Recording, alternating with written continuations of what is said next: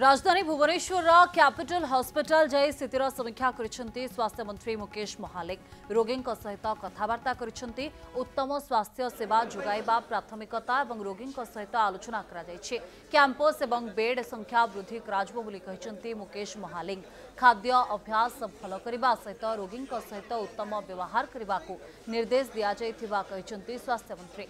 सेपरि capital hospital रे 1000 bed थिबा बेले याकु 3000 रु अधिक वृद्धि करने को दाबी रखा जाइथिबा हॉस्पिटल रो निर्देशक कहिसेंती। या सहित भल पार्किंग एवं अधिक 20 विभाग पाई मध्य दाबी करा जाइछि।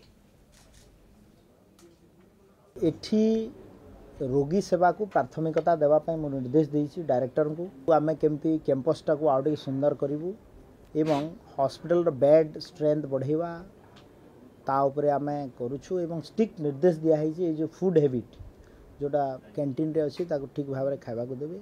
आ विशेषकर मेडिसिन डिस्ट्रीब्यूशन आशु चिकित्सा जोटा कैजुअलिटी रे केयर नेबे एवं डॉक्टर आउ स्टाफ लोके आसिले भल व्यवहार देवे। या ही आजिकार मुख्य निर्देश दिया।